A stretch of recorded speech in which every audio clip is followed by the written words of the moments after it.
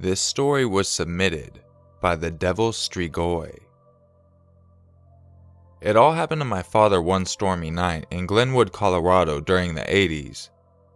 My father was an electrical engineer who was just returning home from a job site. He worked long hours, and it wasn't uncommon for him to be heading home at around midnight to the small cabin he shared with a friend, tucked back in the canyon walls. It was pouring rain. Lightning flashed, only to illuminate the murky puddled patches of washed-out terrain. As my father rounded the corner upon the dirt road, he passed a large willow tree. As his headlights crossed its base, he noticed someone was crouched underneath it. It was a woman, who seemed to be in her late 20s with long and tangled blonde hair. She had on fairly casual clothing, and carried a somewhat large bundle in her arms wrapped in a cloth. My father, being the gentleman that he was, decided to pull over and offered her to take shelter from the storm in his cabin just up the road.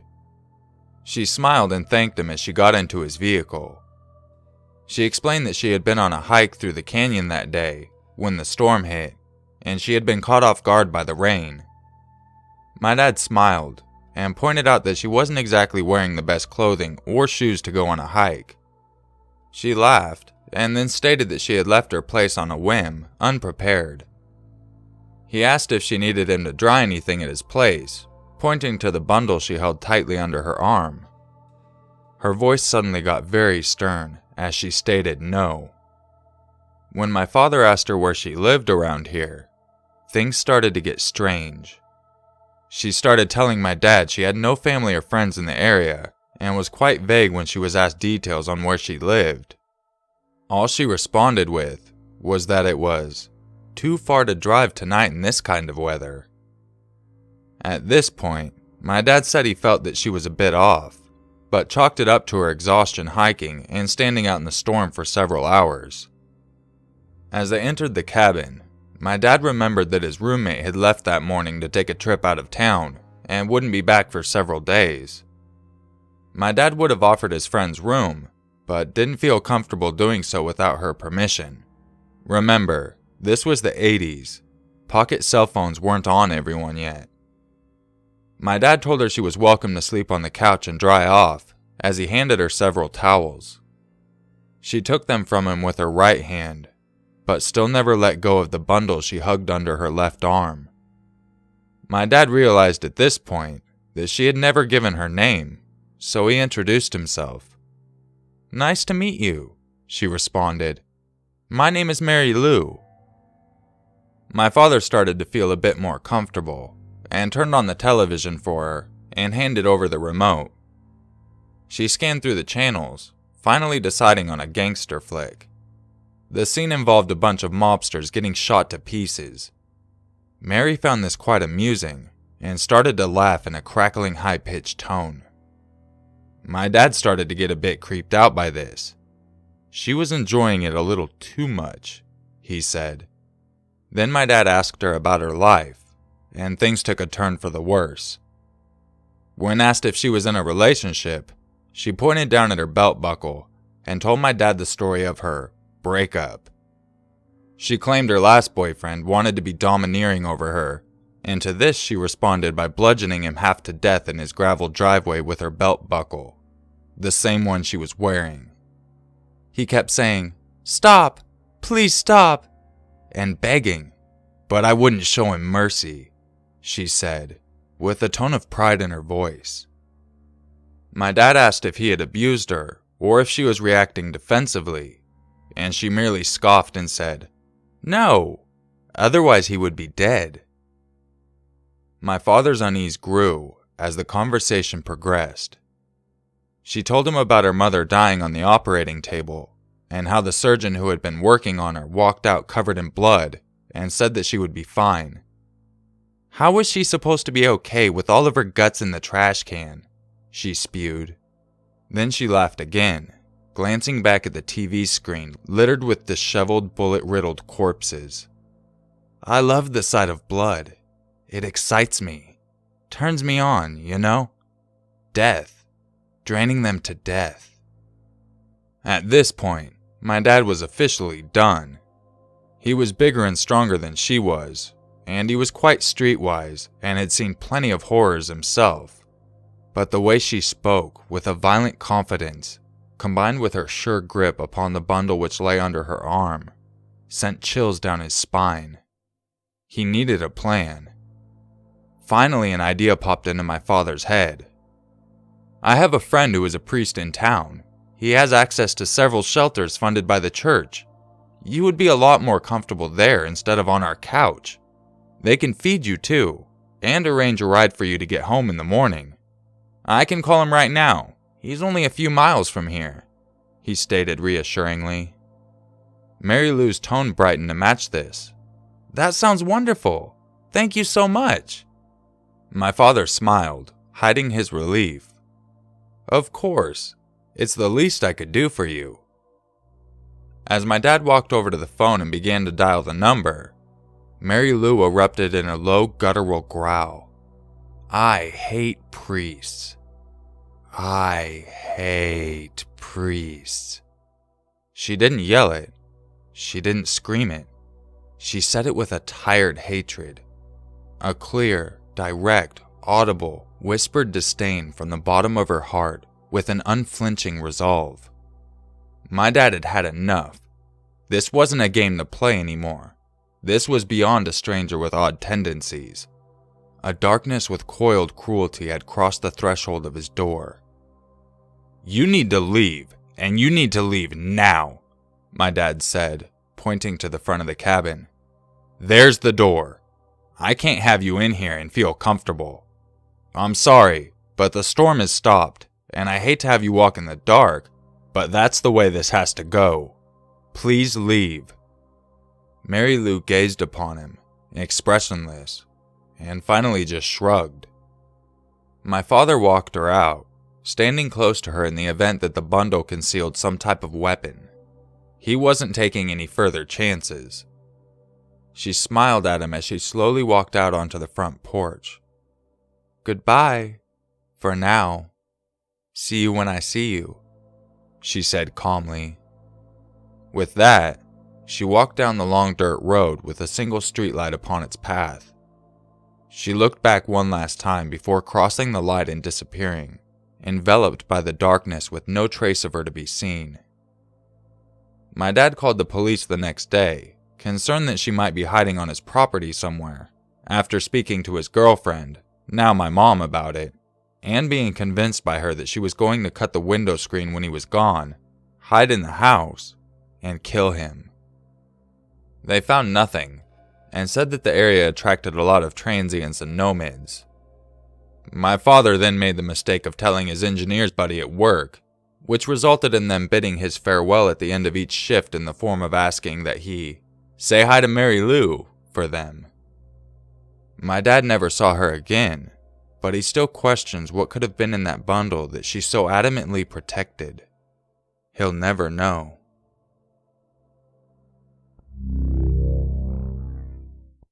Oh. This story was submitted by bekahklays. I am from a small town, and it's one of those towns where everyone knows everyone. I was attending a public high school in the center of town, and was just starting my freshman year. When my first day rolled around, I was making friends and finding classes. You know, the typical first day in high school. When lunch rolled around, I had already made a small group of friends, and we even had our own table. One day one of my friends brought this guy over, we will call him Ryan, and asked if he could sit with us. We didn't want to be rude, so we allowed him. But I already had a weird vibe that something was wrong with this guy. He was a tall, skinny male, about 6 foot at least. He sat beside me, and we started talking. I kept ignoring my gut feeling to stay away from Ryan, because I am not the type of person to just be rude. After lunch, I went to my locker to gather my books for my last class, and when I shut my locker door, there he was standing down the hall, just watching. I wasn't too creeped out since he was waving bye to me before going to class. After class, the bell rang, signaling that school was done for the day. My bus was always late, so I always had to wait around the school. As I was waiting, Ryan walked up to me, hugging me very weird, and asked if I wanted to hang out with him tomorrow at his house since it was the weekend. I wanted to say no, but then my friend came up and said that she wanted to go with me, so we agreed.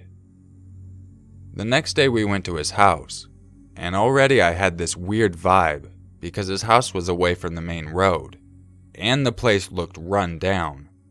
There was even an old school bus in his yard. Now, why would he need a school bus in his yard? His house also reminded me of a horror movie, and my thoughts kept coming back wondering what was inside that bus in his yard. Why did he need that bus? When we parked, my friend and I noticed him standing on the porch with a huge grin, waving us down. He seemed a little too happy to have us there. Looking to my friend, I told her that I wanted to go, but she said that he was a close friend and that he was harmless. My friend was with me, so I wasn't too worried, and once we got out of the car, he greeted us and we walked in the house. The place was dark looking, and on his wall were axes, swords, daggers, handcuffs, rope, etc. That alone to me screamed psycho, but I shrugged it off as he got us a can of Coke, and we all sat in the living room talking. Once my friend excused herself to go to the bathroom, Ryan moved to sit beside me, watching intensely. I heard him say, "I really like you. And I know you like me from the way you talk to me. We should hook up." Gasping, I noticed he kept inching closer to me as I moved farther away, but just before I could say anything, my friend came back, taking her seat beside me as he got up. Looking at my friend, I whispered into her ear, "We need to leave now."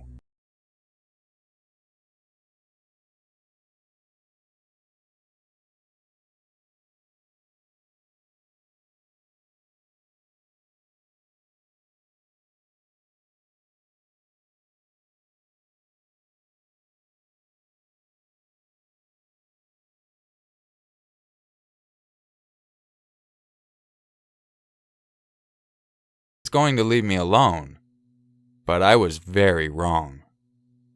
As the weeks went on, every time I would leave class, Ryan was always standing by my locker. He knew my class schedule, and if he wasn't waiting at my locker, he was waiting near my classroom. I was freaking out. This wasn't normal, and I had a feeling that he was stalking me. One day after school ended, I was walking to the bus stop, and I noticed Ryan coming out. Luckily, he didn't see me.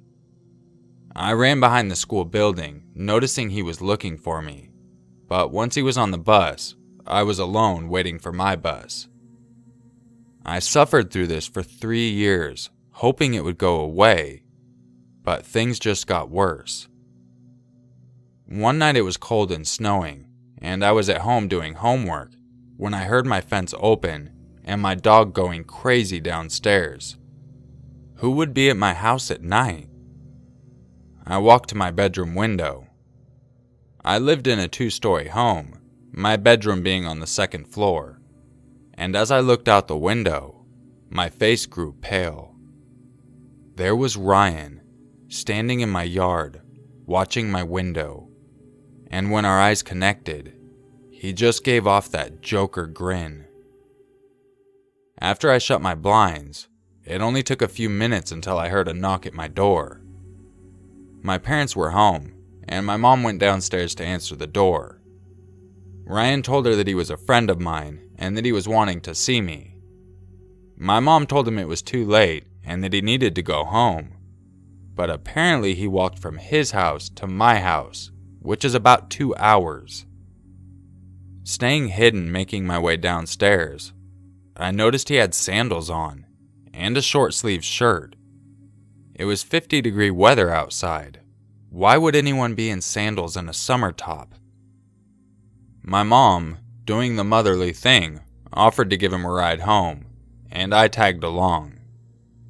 Making our way into the Jeep, I knew he did this on purpose, just so he would be able to sit near me. After that night, I never thought things could get worse, but I was very wrong. It was summer vacation, school was out, and I was working for my family at their small business, when one day I got a call from an unknown woman who apparently worked with Ryan. I asked, "How did you get this number?" She told me, "I work with Ryan. He talks about you all the time, and I took his phone when he was away. I wanted to warn you that he plans on kidnapping you and taking your car. He wants to take you out in the woods." When she said that, I almost couldn't believe it, and it took me a few moments to process it. He wanted to take me and do God knows what with me. After that, I got a restraining order to keep him away, but even that didn't work. He continued to stalk me for 4 more years, even after I graduated. But all that changed one night when I was watching the news. Ryan was arrested for raping his own sibling over a span of 10 years. Apparently, from what I heard, while he was with his sister, he was thinking of me. Not only that, but he had also had various sexual harassment charges against him from other women, and all of them looked like me. He has been in jail for a year now. I am 26 years old, and to this day, I am terrified of what will happen when he gets out. From ages 16 through 24, I was stalked by Ryan, and to this day, he still haunts me. Even now, I wonder what was in that bus that was sitting in his backyard. Thank God I never went near that bus. I know I would hate to know what was in there.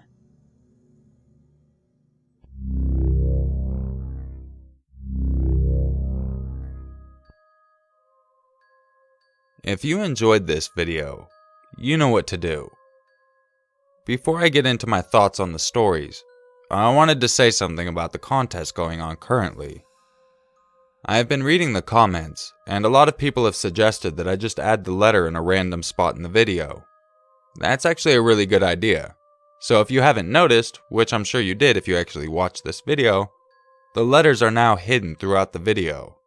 It may be right in the beginning, it could be the last thing you hear, but somewhere within the video will be the letter you're looking for. It will be clearly visible on the screen, as well as heard. I would also like to add that I do not want people posting the letter in the comments section. That kind of defeats the whole purpose. I know some people aren't doing it to be trolls, they just may be misunderstood. Take the letters you get and hold them for yourself. The less you put in the comments about us doing a contest, the more of a chance you have to win. The more people that know the letters and didn't watch the video, that means the more entrants and the less odds that you have to win the prize. The first couple of times I will delete your comment with the letter in it, but anything after that you might be temporarily banned until after the drawing. And you don't want that because then you won't be able to comment the word, so essentially you'd be disqualified. Also, please refrain from guessing down in the comments section. The more of a secret you keep this, the better chance you have. Okay, so now that I got all that out of the way, let's get into my thoughts on the stories. In the first story, it's a really good thing your father didn't fall asleep with that lady in his house. Obviously she wasn't all there in the head, and she had a thing for violence, so I have a feeling he probably wouldn't have woken up in the morning. Now the big question is, what the hell was she holding? When I first started reading the story, I thought I was going to read that it was a baby or something. But no, we still don't know what it was, and your father doesn't even know. I like the way that adds a little mystery to the ending of the story. And thankfully, everyone made it out of the situation okay. For the second story, that's why you should always follow your gut. Don't always believe your friends. because they might not have the qualities that a stalker is looking for. Thankfully, you received that phone call from the anonymous person, letting you know what his intentions were. Otherwise, we probably wouldn't be listening to your experience now. I'm very happy he's in jail, and hopefully you won't have to worry about anything when he gets out. But just to be on the safe side, I would get something to defend yourself with. I'd like to thank everyone sending in their stories, and if you would like a chance to have your story featured in an upcoming video, make sure you check the description on how to submit your story. I don't know if you caught yesterday's video, but I have also released new merchandise. I'll have a link in the description for that as well as on the screen. Feel free to go check it out, and send me any recommendations if you want to see something in particular. I'll catch you guys tomorrow for another video, and just remember, it's always scarier if it's true.